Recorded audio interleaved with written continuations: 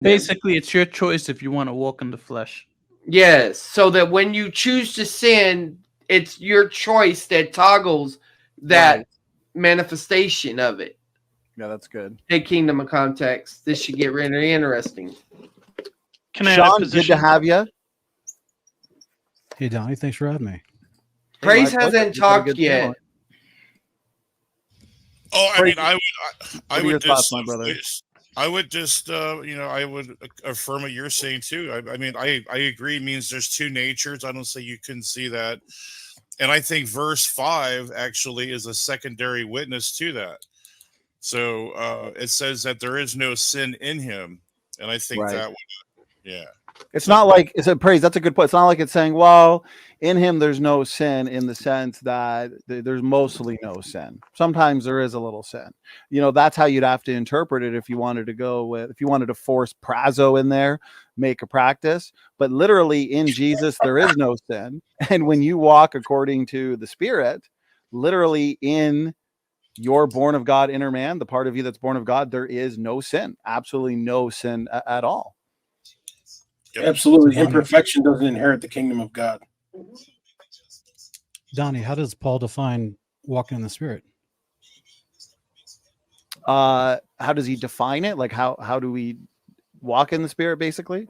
By keeping the laws. Come on, Donnie. How does Paul define it?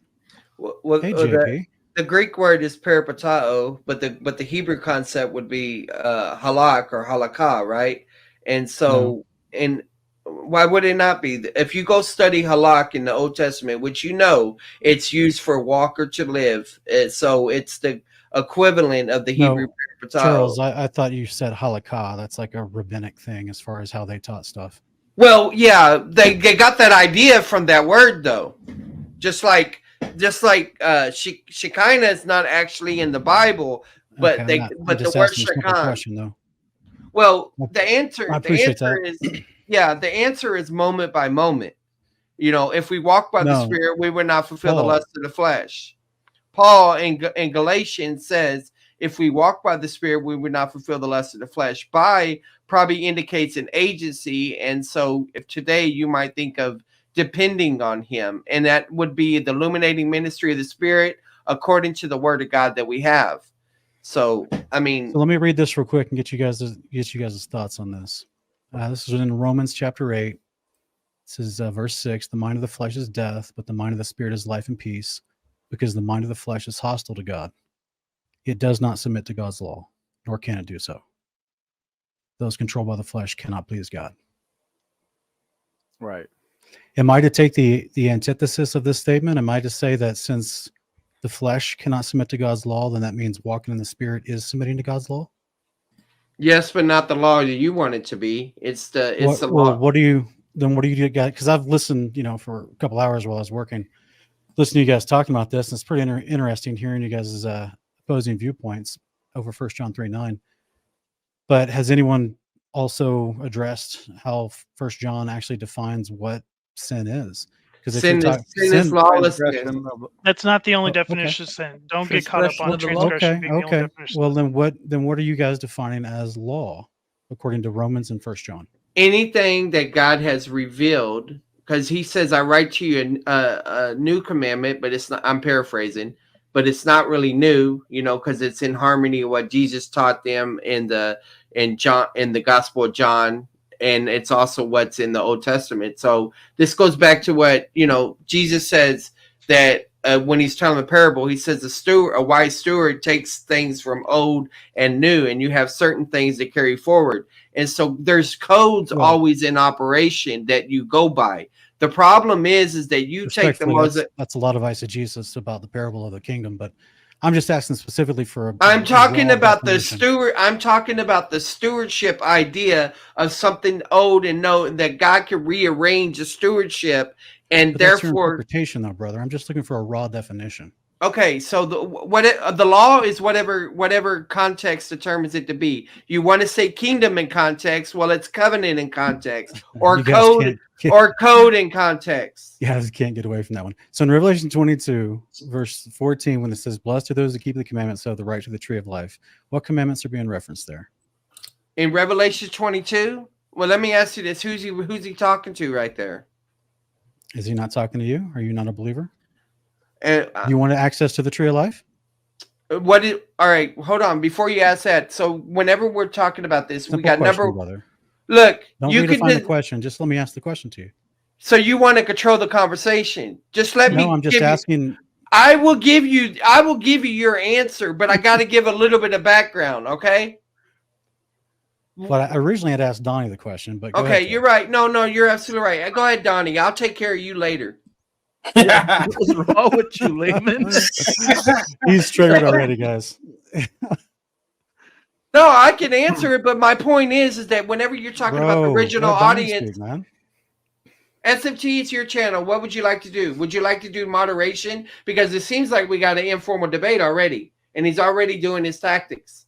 Well, I think Layman, we just keep doing what we're doing. I I'm think just we simply interact asking with... for a definition. It's not tactics. It's literally just saying, what is the definition of this word in this verse? And I asked Donnie originally, but you. Who is it? Who is it talking? Okay, you're right. You're absolutely right. So, okay, so to be fair, Sean, Charles, he asked you in that verse, Revelation 22, what are the commandments? Those being spoken to, I would assume they're believers. To have the right to the tree of life, they keep the commandments of God. And so what, in your view, what are those commandments? Well, as I talked about in the debate a couple nights ago, my view is pretty simple, pretty simplistic, guys. I'm not complicated. The commandments have always been the same. They're eternal. These are the same ones we see in Isaiah chapter 2, where it says that all nations will come to the house of God to be taught his ways, and then the law will go forth from Zion. This is a future tense eschatology.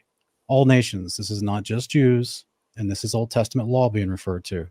This Where is does all it say nations. the Old Testament law? Isaiah chapter 2, verse 3. You were talking about Revelation 22. You weren't talking about Isaiah. No, I'm answering Donnie's question because he's asking me to define the commandments, and I'm You're giving playing Bible my hopscotch because you were talking about Revelation 22. Now you're going to Isaiah. Well, I will jump he's in. doing what I wanted to do. I wanted to provide context for the answer, but he wanted. That's what he's doing. I was trying to be fair. Sean, I guess it did kind of sound like I was asking you, but I was just kind of reiterating your question. Oh, my bad. I didn't realize it was rhetorical. Oh no, that's okay. I just was reiterating it for Charles to answer, just to be fair. But so it sounds like you're saying, since that verse in Isaiah is what you're looking to, is eschatological, so it's an eschatological truth. It's not just Isaiah. I'm just trying to figure out where, because I was taught the same stuff growing up, guys. I went to church all my life. I didn't grow up in some weird island. I wasn't programmed by the Illuminati in some underground basement below Hollywood. So you're free grace also. No, just hang on a minute. I'm just a normal dude, guys. I was reading the Bible all this time, my whole life. I got saved at 17, went to church camps. I'm a normal guy. I just started saying, what happens when I define my terms? And I started seeing the Old Testament, like these apostles that we see in the New Testament, they didn't teach each other from the book of Galatians or Romans. The scriptures they always referenced was the law and the prophets. So when I go back to the law and the prophets for definitions of terms, I see Ezekiel, Jeremiah, Zechariah, Isaiah. They're all talking about the law of God. When the kingdom comes, the law of God's taught to all nations. Yeah, but Sean, just wondering, the old covenant, right? God promised them a land, and within that covenant, they had a contract, which was the law of Moses, which is exclusively for the Jews for the covenant promise of the land of Israel, a land flowing with milk and honey. In the New Testament, we don't have a promise for the nation of Israel. We have the New Jerusalem. Our covenant promise is not brother, the land. Zion in the Old Testament is the New Jerusalem.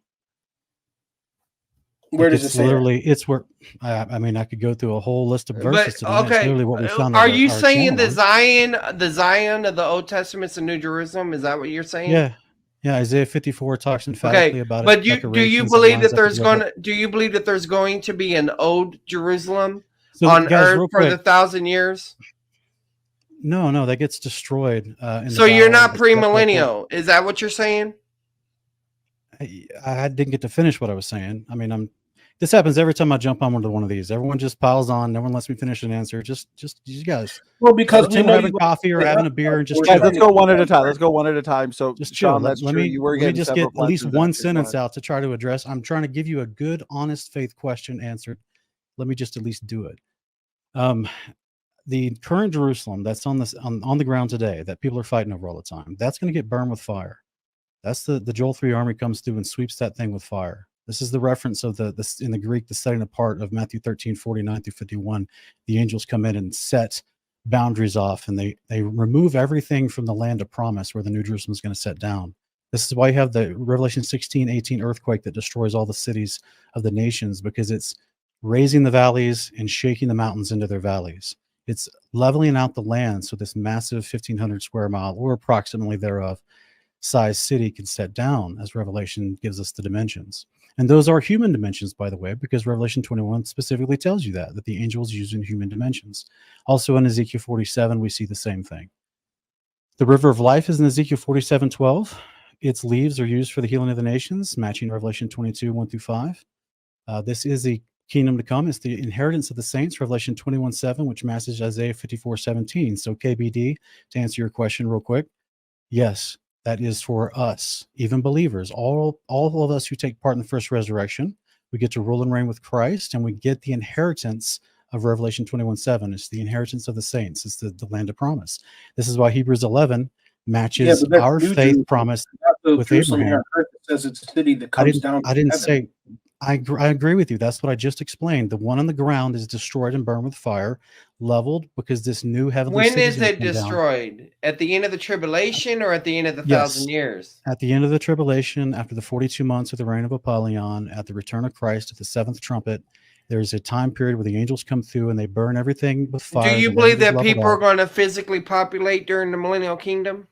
Yes, absolutely. This is what I was referencing in Isaiah 2:2 through 5, Zechariah 14, Ezekiel 47. I mean, how are you going to have leaves on the trees of life used for medicine for the healing of the nations if there's not nations that come up to the city like Isaiah 2 talks about? Right. It's okay. You know, so nations it's is just like Goy, right? this is the thing. Whenever I first think, I'm not in Judaism, guys. I remember one time I was in a debate in Kingdom and Context, and you asked a question. And when I saw Kingdom and Context, I assumed, okay, he's premillennial. I didn't know who you were, you know, and I still don't know everything about you. What I would say is you make an argument. I think your argument essentially goes like this. You say that the Mosaic Law is eternal. And being that it's it's always existed. So my issue with that is it wasn't always applied. Even if you say it was eternal, you don't have evidence that Adam kept the Mosaic Law. You don't have the evidence that various people kept the Mosaic Law. Sure. Is that correct? Sure. Okay. Sure, but we can only go. Well, hang on. We can only go with what the scriptures tell us. And it's not, I mean, it's culturally in the first century AD, the rabbis called it the Mosaic Law, but it is the law of Yahweh. It's not just Moses didn't invent anything. This is right. I'm just referring to the idea, like it says in John, that the law came through Moses, the agency. Yeah. I mean, so in Genesis, we see the patriarchs doing the law of God everywhere. God himself, but not doing the Mosaic Law. Not doing the Mosaic Law. Well, I'll try to address that real quick. And Genesis 1:14 through 18, it says the sun, moon, and stars are set for the appointed festivals of God. This is the appointed times, the Moedims in the Hebrew. That is literally the same connection we see with Leviticus 23:1 through 3, where it calls the Moedims of Israel, of God. They're not Israel's, they're technically Yahweh's. Those Moedims are the ones that the sun, moon, and stars regulate. And that means from the beginning, Yahweh is introducing the Moedims when he made the sun, moon, and stars in Genesis 1:14 through 18. Even if he introduces that, and even if he rests and all of that, it never gives a command for man to do those things. I got you. This is where you would have to just assume from silence that he never gave a command, because you have some issues with that interpretation. When we say I didn't say he didn't give a command. I'm saying that there's no way that you could say that the entire Mosaic Law was kept by all those people. What you've done, I've never said that. You said a while ago your view is simplistic. No, it's reductionistic. Well, you just assume that the word law every time is a Mosaic covenant. But that's why I answered about Revelation 22. Commandments determined by context. There's different codes rather than just one Mosaic. Okay, so this is why. Well, hang on. Let me just hit Genesis real quick, and I'll address you're mentioning Revelation 22. So in Genesis, we see the patriarchs all the way back to Adam. Cain and Abel's doing sacrifices of first fruits. We see Abraham is commended for not just, here's the interesting part, and because you keep calling it Mosaic, but I understand why you do that. Genesis 26:5, when you break down the Hebrew words, it's not just the arbitrary laws, it's specific words. And it says that Abraham obeyed the voice of the Lord and kept his charge. And that word charge in the Hebrew is related to the priesthood. So this is why we see Abraham building altars and doing sacrifices at different points in his life. He was literally a priest of God. This is how it's passed down to Isaac, to Jacob, and then to Levi, as Malachi 2 confirms that Levi received the priesthood and a covenant of priesthood. So you don't get that information in Genesis fleshed out in the way that a lot of people would like. A lot of people would like that. Are you familiar with John Saulheimer? Or I can't say his name right. Are you familiar with him? No, I'm not. But respectfully, I just wanted to share this and ask you guys' opinion on this. This is the whole reason I jumped on tonight, guys. That's why I brought up Isaiah. That's why I brought up Zechariah 14. It literally says that all nations will be required to keep the Festival of Tabernacles, or they will not get rain. In the future, yes. In the future, yeah, in the future. The nations will keep it. Yeah. Okay. So my question is, you have Ezekiel 45-47 talking about all the feasts of the Lord. You have Christ himself in Luke 22 talking about Passover being kept in the kingdom. You have oh my goodness, you have Isaiah 66, 23 and 24 talking about all nations will come to worship Yahweh at Sabbaths and new moons. So what do you guys do with that? If y'all think that there's a different law, I'm a dispensationalist. I believe all that will happen in the future, but I recognize that Israel is a theocracy and the church is a metaphorical body of Christ. So what's going on now is not the same thing that's going on there. Based on Matthew 23, the nation of Israel has been temporarily set aside until they say, "Blessed is he who comes in the name of the Lord." Could you say that last statement one more time?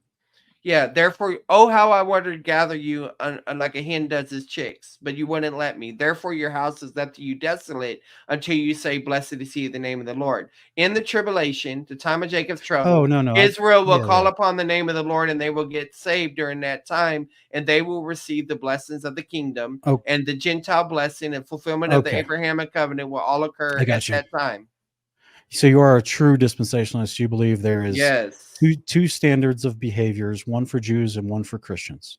Yes, for sanctification, yes. Okay.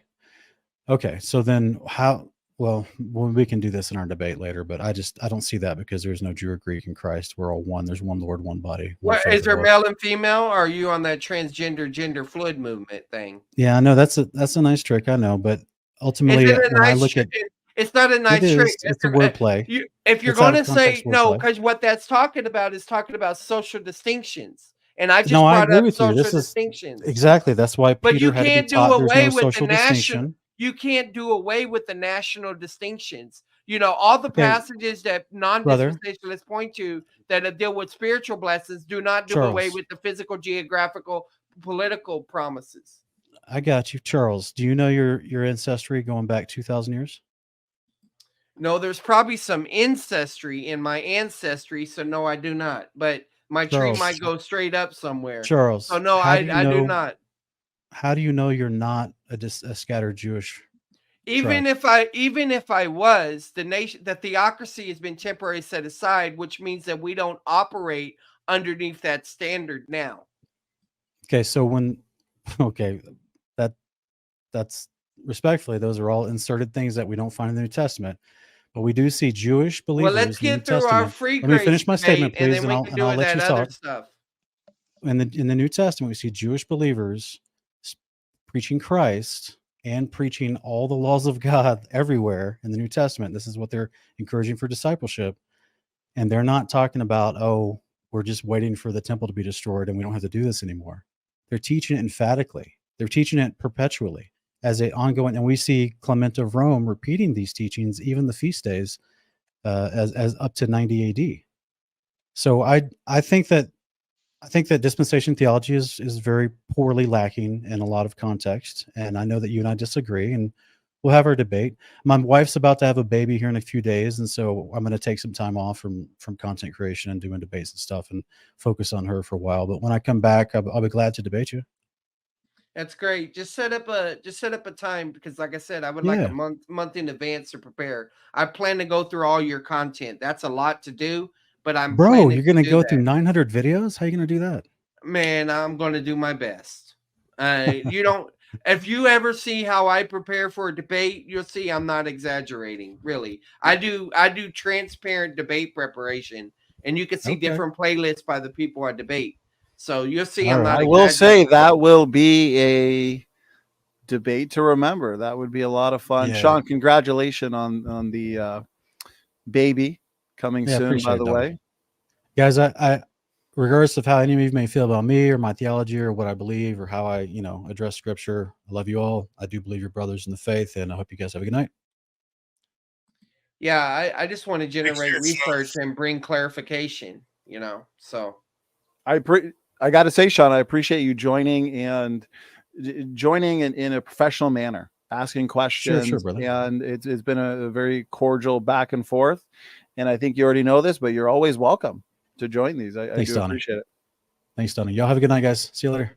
Okay, Sean. You have a good night.